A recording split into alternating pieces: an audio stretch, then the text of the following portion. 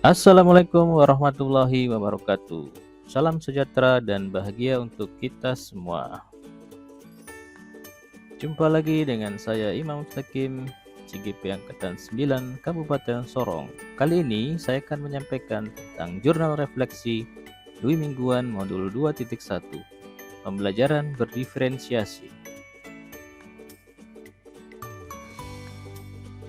Aktivitas dari 20 Oktober sampai 1 November 2023. Kegiatan dimulai dengan mengerjakan soal pretest pada modul 2.1 di LMS. Setelah itu mempelajari materi baru pada modul 2.1 yaitu tentang pendidikan berdiferensiasi. Sistem pembelajaran masih sama yaitu dengan alur merdeka. Jurnal refleksi kali ini saya menggunakan model 4F. Refleksi 4F. Model refleksi ini dikembangkan oleh Dr. Roger Greenway. 4F dapat diterjemahkan menjadi 4P. Fact, peristiwa, ceritakan pengalaman, hambatan, dan solusi.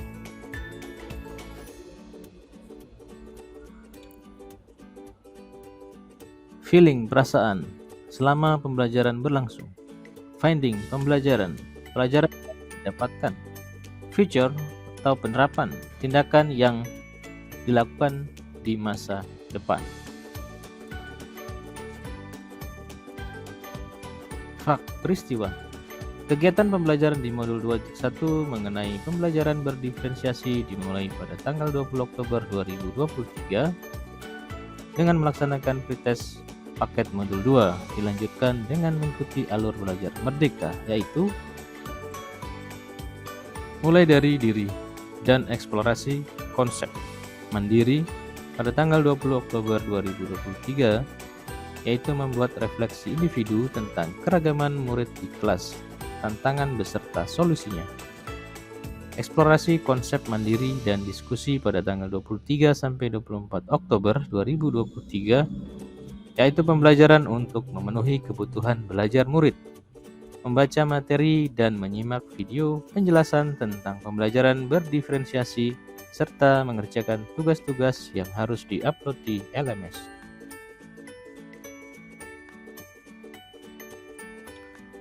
Eksplorasi konsep modul 2.1, saya mengunggah diagram flyer tentang pemahaman saya mengenal pembelajaran berdiferensiasi yang memenuhi kebutuhan anak. Ruang kolaborasi, diskusi bersama fasilitator Ibu Bertin Toding, SPD, pada tanggal 25 Oktober 2023. Pada kegiatan RUKOL ini, saya bersama anggota kelompok berdiskusi menganalisis skenario kasus pembelajaran SMK tentang pemenuhan kebutuhan anak melalui pembelajaran berdiferensiasi. Ruang kolaborasi, presentasi kelompok dilaksanakan pada tanggal 27 Oktober 2023, yaitu presentasi hasil diskusi kelompok mengenai hasil analisis skenario kasus pembelajaran berdiferensiasi di SMK. Apakah sudah memenuhi kebutuhan belajar siswa dan strategi yang digunakan di skenario pembelajaran tersebut. Demonstrasi kontekstual dilaksanakan pada tanggal 28 Oktober 2023, yaitu membuat RPP berdiferensiasi. Selanjutnya RPP yang telah dibuat diunggah di ruang diskusi agar CGP dapat saling memberikan umpan balik terhadap RPP yang kita buat dan diupload untuk dinilai oleh fasilitator. Elaborasi pemahaman dilaksanakan pada tanggal 31 Oktober 2023, yaitu penguatan materi pembelajaran dari instruktur. Koneksi antar materi dilaksanakan pada tanggal 31 Oktober 2023, yaitu membuat keterkaitan antar modul 1.1, 1.2, 1.3, 1.4, dan modul 2.1, lalu merefleksikannya dengan menjawab pertanyaan pemantik. Aksi nyata dilaksanakan pada tanggal 1 November 2023 dengan merancang dan melakukan aksi nyata, yaitu melakukan pembelajaran berdiferensiasi di kelas mengacu pada rencana yang telah dibuat dan diakhiri dengan penilaian dan refleksi. Feeling, perasaan. Pesan saya selama mempelajari modul 2.1 tentang pembelajaran berdiferensiasi ini adalah saya merasa senang dan tertantang untuk mengimplementasikan di kelas. Meski mungkin tidak akan mudah, tapi seiring waktu saya akan lebih baik lagi dalam melaksanakan pembelajaran berdiferensiasi ini. Saya juga merasa sangat bersyukur karena bisa berbagi pemahaman dengan teman sesama difasilitasi oleh fasilitator sehingga menambah ilmu tentang bagaimana memahami kebutuhan siswa, membuat strategi yang tepat dan penilaian berkelanjutan. Tantangan yang saya hadapi adalah saya harus bisa membuat pemetaan kebutuhan siswa dengan tepat. Solusi yang saya lakukan adalah dengan terus belajar memahami ide-ide yang telah dijelaskan dan berkolaborasi dengan teman sejawat, serta terus merefleksikan setiap pengalaman pembelajaran agar didapat perbaikan yang berkelanjutan. Finding pembelajaran. Selama pembelajaran di modul 2.1 tentang pembelajaran berdiferensiasi ini, saya menemukan bahwa pembelajaran ini sangat penting dan mendasar dalam hubungannya dengan murid dan tujuan pendidikan nasional. Hal ini sejalan dengan peran pendidik menurut Ki Hajar Dewantara, yaitu pendidik adalah penuntun segala kodrat yang ada pada murid agar mereka dapat mencapai keselamatan dan kebahagiaan yang setinggi-tingginya, baik sebagai manusia maupun sebagai anggota masyarakat. Pembelajaran berdiferensiasi adalah pembelajaran yang mengakomodasi kebutuhan belajar murid, yaitu memberikan keleluasaan pada setiap siswa untuk meningkatkan potensi dirinya sesuai dengan kesiapan belajar, minat, dan profil belajar siswa.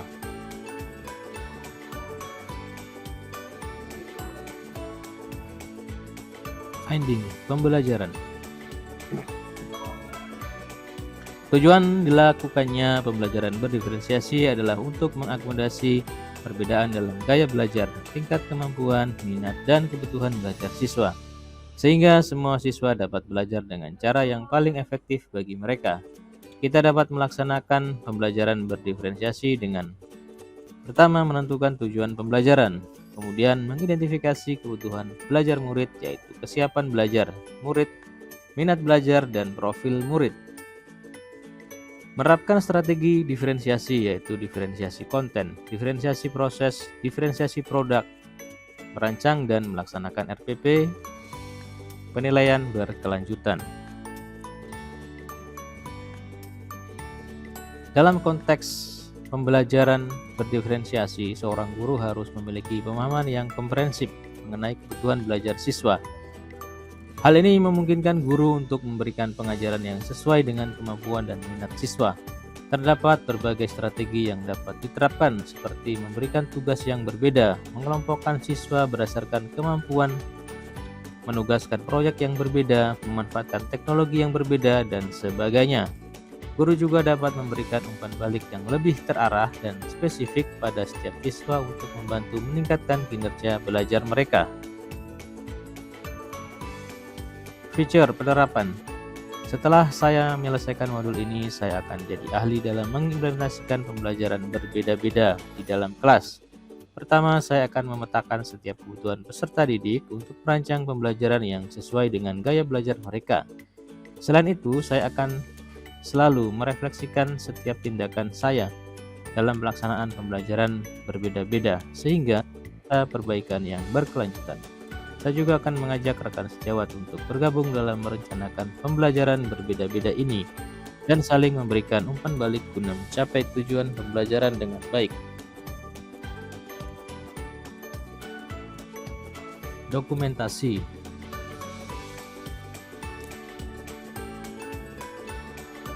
Demikian yang dapat saya sampaikan, semoga bermanfaat. Terima kasih, salam Bapak Guru Hebat.